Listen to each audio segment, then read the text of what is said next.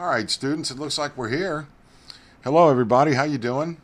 This is Mr. Gotro. This is I'm going to start talking about early colonization of North America, specifically the 13 colonies. And let me see if I can get this a little bit better. I don't know why it's doing that, but fix this a little bit. Order, preview, scaling, scale to the window. There we go. Okay. Yeah, I can see it a little bit better now. Okay. We're going to start in about 5 minutes. I'm going to go back to that really freaky music and stuff so y'all can have something to listen to, and then I'll be back at 10 o'clock.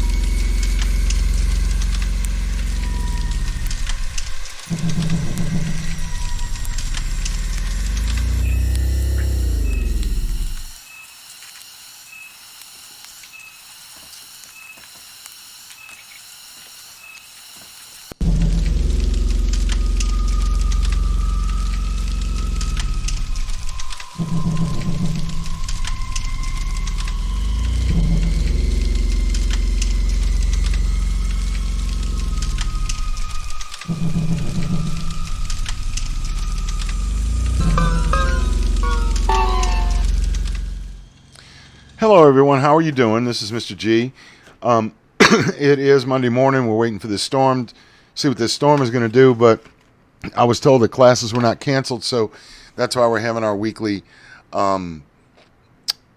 lecture. So I also wanted to tell you that from now on, good chance that all the tests are going to be on Moodle. You'll be able to take them through Moodle. You won't have to fill them in and send them back. So what I want to do is I want to get started on this. Let me open this up a little bit so we can, there we go. All right, and expand it somewhat. Okay. All right, so what we want to talk about this morning is colonization of the New World. We looked at the explorers, and like I said, the test ended today. You had 5 days, but as it seems that this semester is kind of a little bit clustered, it's going to be a little while before we actually know who is in the class. But I have students that are registered now that have never shown up.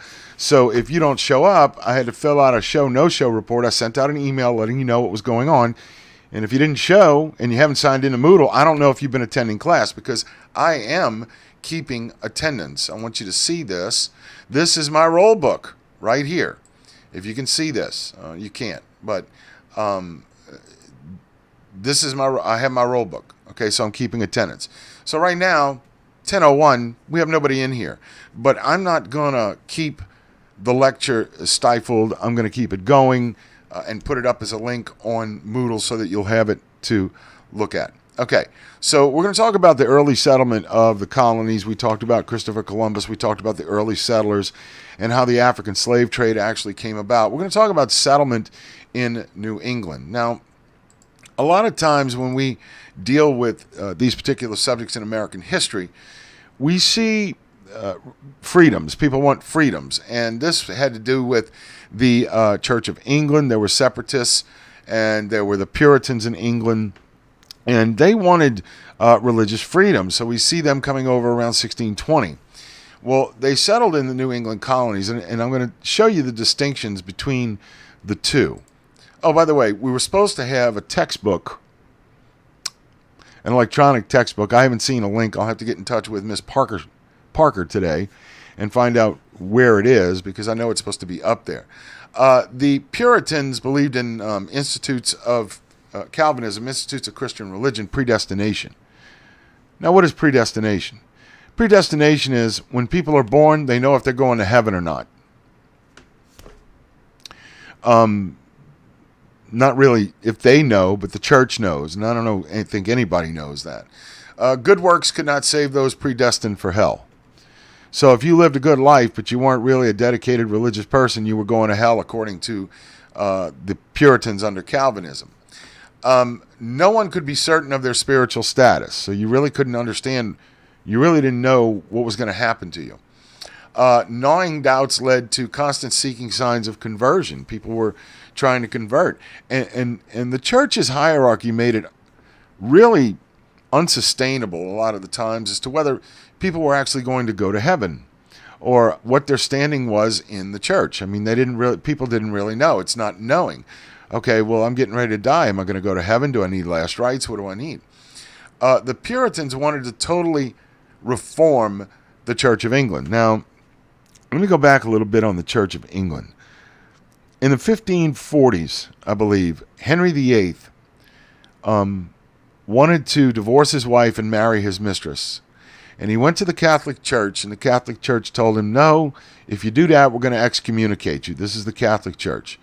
So Henry decides, look, I really want to divorce this woman and marry this woman, see if I can produce a male heir. Well, Catholic Church didn't go along with it, so Henry formed his own religion. It was called the Church of England, and he was also not only the political leader of England, he was the religious leader of England, which is dangerous. That's a cross. That's church and state. That's really kind of dangerous, because you're making a lot of decisions based upon not common sense, but things that occurred, in your Bible.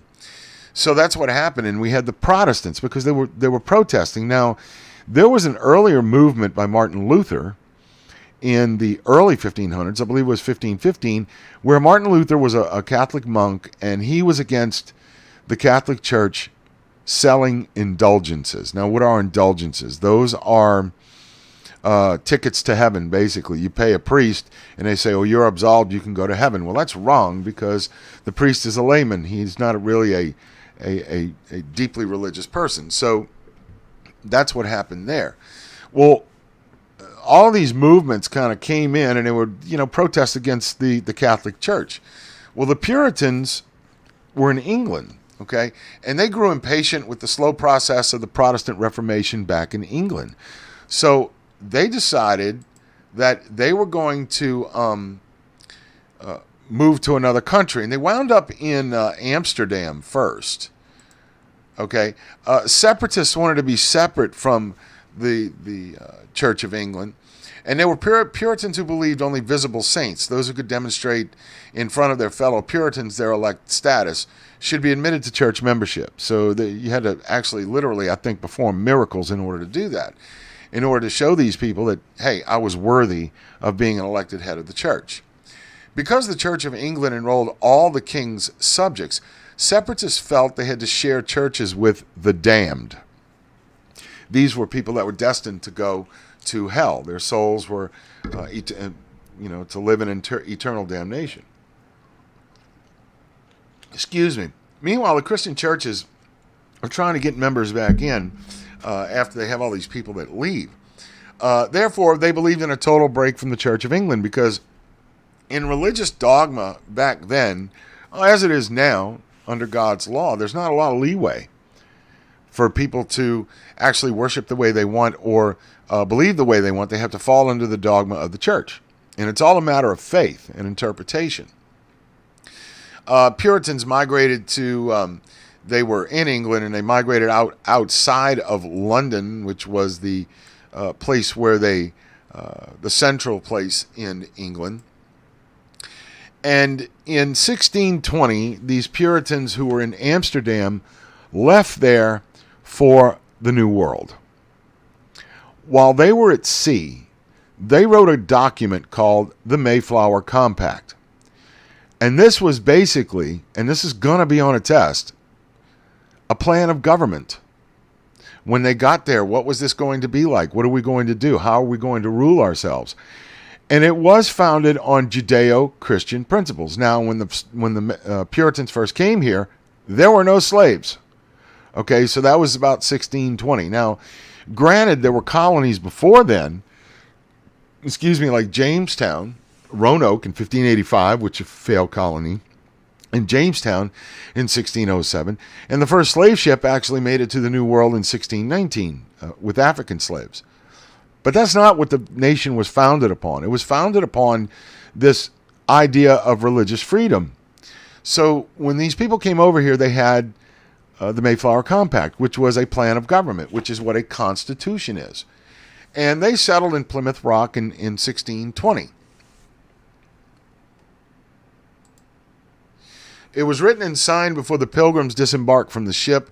It was not really a constitution, but an agreement to form a crude government and submit to majority rule. So it is a foundation for a constitution, though, because a constitution basically tells you what laws and what rights that you have. It was signed by 41 adult males because women had a subservient status back then. They did not have the right to vote. The only thing that women actually did back then were domestic chores and having children and raising those children. It let adult male settlers meeting in assemblies to make laws in town meetings. The problem was that this land was already inhabited by Indians. So they had to make, do with what they had as far as a government was concerned, because they only knew one government, and that was from Great Britain. I always inform my students that, this country was formed on Judeo-Christian principles because of the simple fact that if you look at the Ten Commandments, it said, thou shalt not kill, thou shalt not steal, thou shalt not covet thy neighbor's wife, thou shalt not bear false witness against thy neighbor. Well, those are laws too. I mean, if you look at it, you can't commit murder, you can't steal. I mean, you can. Do you get away with it? Maybe. Murder? Maybe. All right. But they're still based upon Judeo-Christian principles. And what I mean by Judeo-Christian principles are the Jewish religion, which was the foundation of the Christian religion, because Jesus was a Jew. And so when you look at Christianity and how it developed, and you look at laws that came out of the laws of God, it's basically a Judeo-Christian foundation. Okay. So the covenant. Now, what is a covenant? Covenant is an agreement between God and a particular congregation, or God and its people. The covenant of grace was between Puritan communities and God, that they would worship God, that they would pay homage to Him, pray to Him. If they had a bad harvest, they would do the same thing. The social covenant was between members of Puritan communities with each other, and they required mutual watchfulness, which means that they looked over each other. Okay? There was no toleration or deviance or disorder, which means there was no religious toleration, which means if somebody else wanted to do a particular religion, they couldn't, other than Puritanism. And they would probably be cast out into the wilderness if they did. And there was no privacy. There was really no privacy under the social covenant. The New England Primer was a textbook that was written for children in the early days of the colonies, and it had a lot of religious overtones because they were basing the religion on understanding the Bible. This was a typical Plymouth plantation in the snow.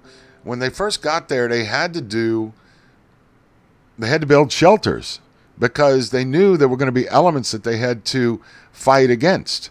So when we look at the Plymouth plantation, it's basically rudimentary wooden structures with fireplaces in them. Probably didn't have any insulation. probably we could not live there today. No electricity, no internet, no, fueled vehicles. Everything was done by horse or cart. And, how did you get your news? Well, it kind of passed by word of mouth back then. But this was a typical Plymouth plantation. The first year was really a bad one. The year between 1620 and 1621, only 44 out of the original 102 people survived. They were not used to planting crops and harvesting crops. They weren't used to the climate. If you go to Massachusetts, it's freaking cold up there. It's cold. And none chose to leave in 1621 when the Mayflower sailed back. So everybody was going to stay. Well, it was at that point that the Puritans believed that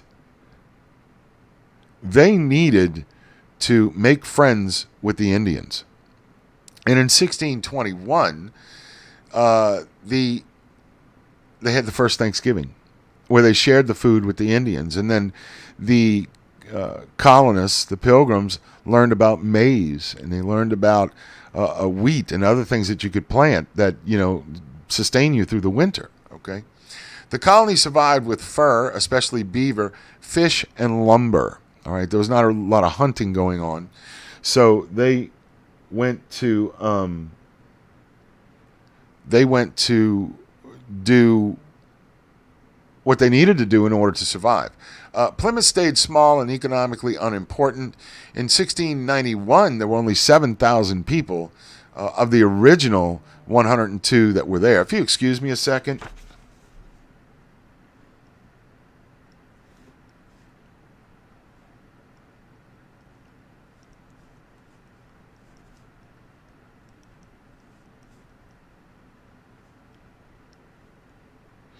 Okay. My daughter's doing well in her online schooling. That's why. Anyway, and it merged with the Massachusetts Bay Colony. Now, what we're going to see in the 1690s is more or less a power grab that was based upon greed. When we talk about the Salem witch trials, the Salem witch trials had nothing to do with the supernatural. Absolutely nothing. And we'll talk about that a little bit later. William Bradford was the first governor of the Massachusetts colony. He was a self-taught scholar. He was chosen governor of Plymouth 30 times in yearly elections. And he was worried about settlements of non-Puritans springing up nearby and corrupting the Puritan society. Because you see, here in these Puritan societies, we have no distinction between church and state. All right, so there's religion in the government. Which is understandable, but not. It was really kind of repressive back then. So that's what William Bradford was worried about. And if we look at this map, we can see areas that had white settlements by 1674 in New England, and more colonists were coming over from the New World. Now, whether they were Puritans or not, but the Puritans certainly found a home in the New World. This was the first seal of Massachusetts Bay. If you want to, you can put that online, see if you can decipher it. It's in Latin. Basically, Old Anglia, this word here. I'm sorry, my nose is itching. This word here means English, which is where basically the country of Great Britain was called Angleland at one time, which was later shortened to England. And then here they have Massachusetts, okay? So they're becoming settled. They are becoming very dependent on their skills there. They're not really dependent on England, England coming back and sending anything. So they have to be dependent upon themselves. And they now have religious freedom. The Massachusetts Bay Colony was discovered in 1629. They were non-separatists who got a royal charter to form the Massachusetts Bay Company. Now, let me explain that. They needed money to form this colony.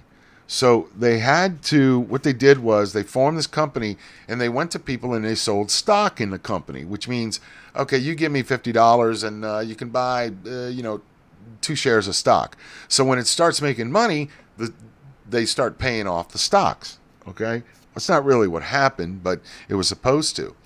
And the Massachusetts Bay Colony they wanted to escape attacks by conservatives in the Church of England. So that's why they set it up as the Massachusetts Bay Colony in 1629. Now, remember, Jamestown is still there, okay?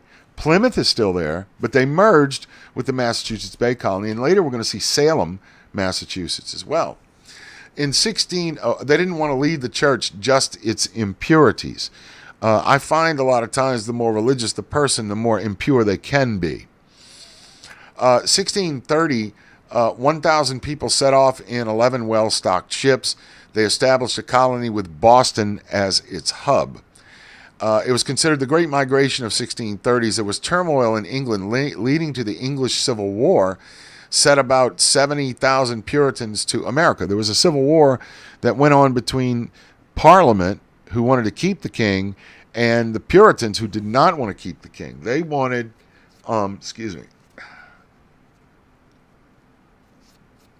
they wanted a type of theocracy, which is a government based upon religion. Not all Puritans, 20,000, came to Massachusetts, okay? So you only had 20,000 that came to Massachusetts at that time.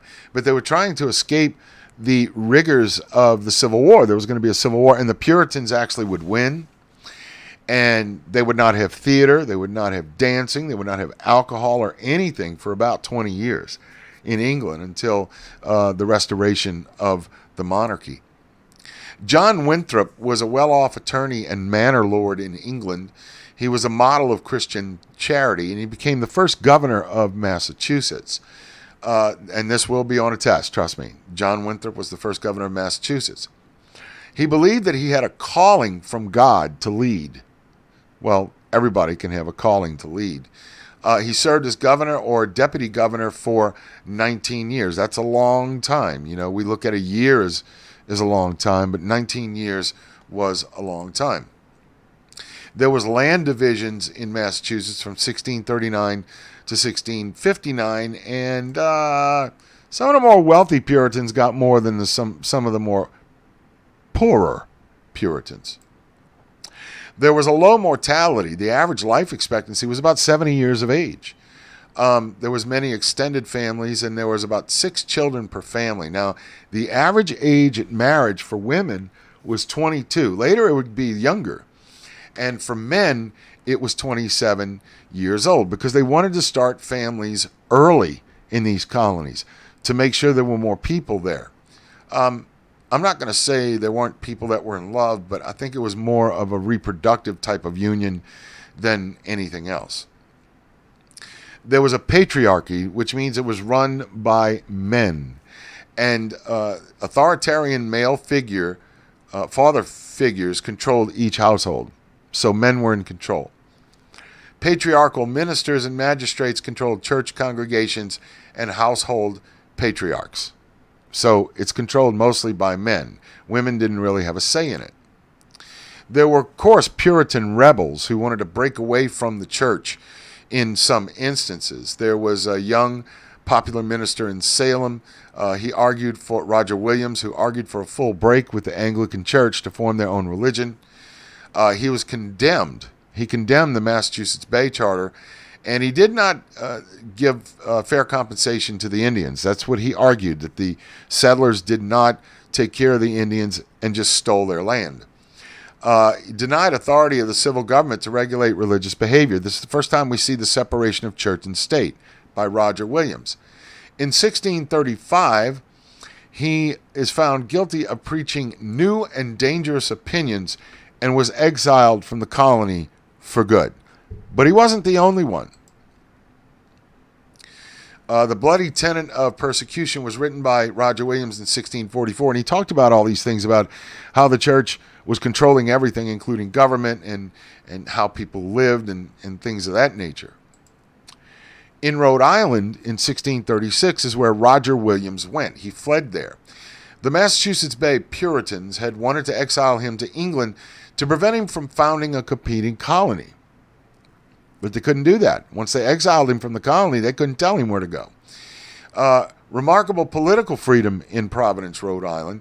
There was universal manhood suffrage, which was later restricted by a property qualification. Now, what is universal manhood suffrage? Well, universal manhood suffrage is the right to vote. It was given to everybody, okay? But later it was changed to males, adult males over the age of 21, and women didn't have the right to vote. He opposed special privilege for any kind, freedom of opportunity for all. So Rhode Island was truly a free colony. They believed in freedom. Rhode Island becomes known as the sewer because it is seen by the Puritans as a dumping ground for unbelievers and religious dissenters, more liberal than any other colony. Okay, so what happens is you have these deeply religious zealots within the Puritan church that are calling other people garbage based on their beliefs. That was right. Well, it's not right. Okay? Just because you think you're going to heaven doesn't mean other people aren't. So Rhode Island was considered basically a junk colony. Now, there was another one, a lady by the name of Anne Hutchinson. She was intelligent, strong-willed, and a well-spoken woman. She threatened patriarchal control because of her independence. And she had what was called, believed in antinomialism, which is direct revelation. It means against the law, basically. And it carried to logical extremes Puritan doctrine of predestination. Well, that is carrying it too far. Holy life was no sure sign of salvation, and that the truly saved didn't need to obey the law of either God or man. Makes a lot of sense. If you're truly destined to be go to heaven, you don't really need to obey God's law or man's law, or live a pious life. And that's what she was trying to emulate. The problem was she was a woman. And women didn't get a lot of respect back then. All right? And she was a threat to them. She was placed on trial in 1638, and she confounded the Puritan leaders for days. These were supposed to be the creme de la creme of the elite in the church, and she confused them. Eventually bragged that she had received her beliefs directly from God. Direct revelation was even more serious than the heresy of antinomianism. Why? Well, because of the simple fact that other than a church leader, normal people, including a woman, could not talk to God for some reason. Was not able to receive any type of direction from God. Only the leaders of the church could do that. Puritan leaders banished her, and she and her family traveled to Rhode Island and later to New York, which then was known as New Amsterdam, because the Dutch had kind of inhabited that. She and all but one member of her family were killed in an Indian attack in Westchester County. John Winthrop saw God's hand in this. So now you have Anne Hutchinson, who goes against the Puritan beliefs. Then you have Roger Williams, who goes against the Puritan beliefs. And now they're against each other. Okay? So this is where you start to see different sects of a religion, sects, that break off and they form their own covens. New England begins to spread out. If you look at it, Connecticut, 1635 to 1636. We have Rhode Island in 1636, Plymouth, Massachusetts Bay, and then you have people going up to New Hampshire in 1629 and Maine in 1623. But notice that they don't really go too far inland. They mostly stay near the ports, all right, because they haven't really ventured into the wilderness. The New England colonies as of 1650 were New Hampshire, Maine, Massachusetts Bay, Plymouth, Rhode Island, and Connecticut. New York hadn't necessarily become an English colony. It was a Dutch colony at first, and then because the Dutch bought it from the Indians, believe it or not, $24 they paid for New York. Puritans versus Native Americans. Indians, especially weak in New England. Epidemics are wiped out 3/4 of the native population. We discussed that, where the Europeans came over here with diseases that the Indians had no immunity against. The Wampanoags near Plymouth befriended the settlers and basically helped them out get through bad winters and things of that nature. Cooperation between the two was helped by an Indian by the name of Squanto. In 1621, Chief Massasoit signed a treaty with the settlers, and in the autumn of 1621, both groups celebrated Thanksgiving, that they were still there. Now, the Puritans were giving God thanks that they were there. They were also giving thanks that basically the savages decided to help the settlers. In 1637, a Pequot village is destroyed. A lot of times when you have these new settlers coming over, they hate things that they don't understand. In 1675, there was what was known as King Philip's War. It was the only hope for Native Americans to resist white settlers, and they united.